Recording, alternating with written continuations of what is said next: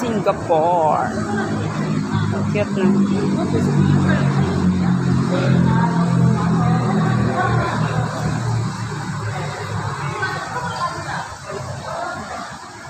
Ganda ng pagkagawa nila.